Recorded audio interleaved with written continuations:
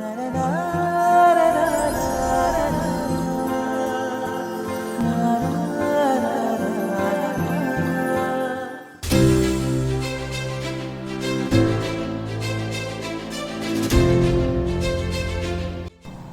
And welcome to your own channel lifeline.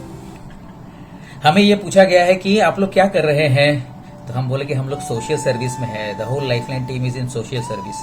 कौन कौन है टीम में, ये भी एक व्हाट्सएप आया था क्योंकि कुछ नए सब्सक्राइबर हमसे जुड़ गए हैं रेदर। तो उनके लिए बोल दूं कि हम एक कंसेप्ट प्रोपागेट करते हैं जिसका नाम है सेल्फ ग्रूमिंग। सेल्फ ग्रूमिंग मतलब अगर आप सोचते हैं कि आपका जिंदगी संवारना है, आपको खुश रखना है, क्या ये किसी और की जिम्मेवारी है कि आपको आके खुश करेगा, आपकी जिंदगी संवारेगा? नहीं, ये आपकी या हमारी अपनी जिम्मेवारी है कि हम खुश रखें अपने आप को। और खुश रखने के लिए अपने आप को या खुश रहने के लिए जो सेल्फ ग्रूमिंग कंसेप्ट कहता है वो ये कि खुशियां बिखेरने से ही खुशियां मिलती है। तो इसलिए हमारा टैगलाइन है खुशियां बिखेरे, खुशियां बटोरे।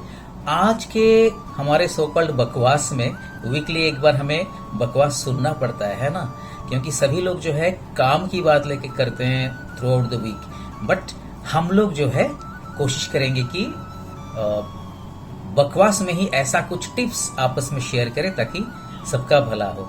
तो आज के बकवास में एक बहुत अच्छा पॉइंट मेरे किसी दोस्त ने शेयर किया, somebody who is a psychologist. एक दो साइकोलॉजिस्ट मेरे दोस्त है जो कि हमें इनपुट देता है, तो उनको भी थैंक यू हमारी तरफ से, लाइफलाइन टीम की तरफ से।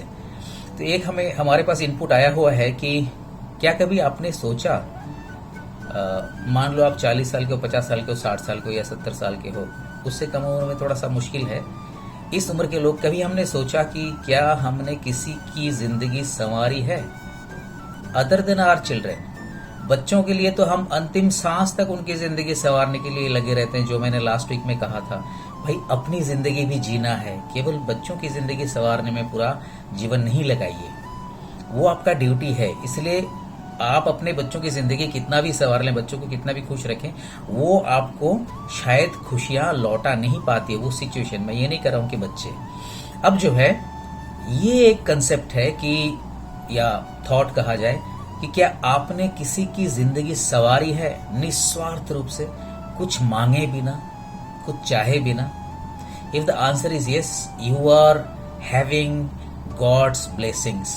और अच्छी तरह जीने के लिए ब्लेसिंग्स होना जरूरी है, पैसे नहीं जरूरी है। तो आज से क्या हम ये ठान लें कि किसी की जिंदगी संवारेंगे whose other than my own, अपने या अपने रिलेटिव्स। हाँ, रिलेटिव्स में भी बहुत सारा कंपटीशन होता है हमारे बीच, और हम जो है एक ईर्ष्या की भावना शायद सभी के अंदर है कि मेरा कोई रिलेटिव मेरे से अगर अच्छा पोजीशन में है, अच्छा कर लिया जिंदगी में, तो हम लोग जलते हैं। It's natural, I suppose, human quality, but which is a negative quality again. हमारी बस की बात नहीं है इससे निकलना। फिर भी अगर हम ऐसा सोचने लगे कि जनरली हम लोग तो अपनों के लिए, मतलब विद इन द रिलेशंस, बहुत कुछ नहीं करते हैं उनके लिए, या फिर कोई ऐसा जो हमारे से जुड़ा ही ना हो, हमारे फैमिली का ही ना हो, क्या हम उसकी जिंदगी संवार सकते हैं? मजेदार बात यह है कि हम दूसरे के लिए, जो हमारे रिलेशंस में नहीं आते हैं, अगर इतना सा भी कर दें तो ये उसके लिए बहुत बड़ी बात होती है, क्योंकि उसको एक्सपेक्टेशन नहीं रहता है कि वो हमारे लिए कुछ करेगा या कोई हमारे लिए कुछ करेगा। जैसे कि अगर आप भिखारी को 10 रुपए दे दो, कभी जनरली हम लोग 1-2 रुपए जो चिल्लर होते हैं वही देते हैं, लेकिन अगर हम लोग 10 रुपए निकाल के दे दें, 20 रुपए निकाल के दे दें, या 40-50 रुपए निकाल के दे दें, तो उनको बहुत खुशी होती है, क्योंकि that was beyond expectation. So what I mean is, कभी दूसरों के लिए थोड़ी बहुत करना वो शुरुआत है। एक छोटी सी वीडियो में शेयर कर रहा हूं, इन सरदार जी को मेरा बहुत बहुत सलाम। ये एक शुरुआती दौर या शुरुआती इनिशिएटिव हो सकता है, मगर आगे चल के किसी की जिंदगी संवारना बेस्ट है।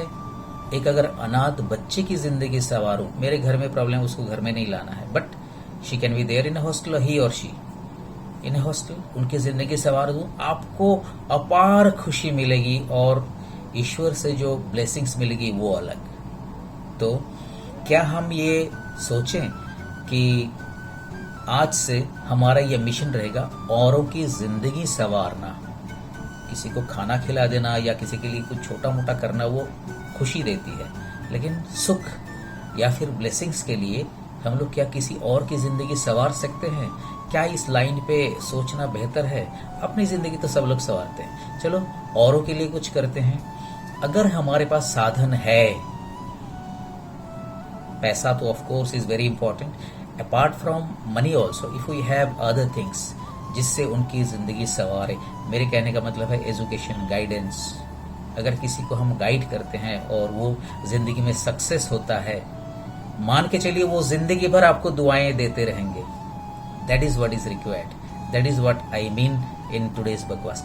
एक छोटा सा शुरुआती तौर पे जो हम कह रहे थे कि एक वीडियो हमने कलेक्ट किया, ये देखिए कैसा लगता है आप लोगों को, बताइएगा जरूर। Thank you, have a nice day. खुशियां बिखेरे, खुशियां बटोरे। अंकल अंकल भूख लगी है। एक सेकंड यार, मैं तेने दोबारा कॉल करता हूँ। क्या हुआ बेटा? भूख लगी है। भूख लगी है? क्या खाना है बताओ? पिज्जा। पिज्जा खाना है? चलो आओ फिर। मेरी बहन भी है और मेरी मम्मी भी, उसको ऊपर लेके चले। अच्छा, उनको भी लेके जाना है? हाँ। चलो सबको बुलाओ फिर। बाबू आओ। अंदर जाने नहीं देते हैं हमारे को, तो हम कैसे पिज्जा खाएंगे? क्यों अंदर क्यों नहीं जाने देते? नहीं जाने देते हैं। चलो मैं लेके चलता हूँ। चलो सारे आओ।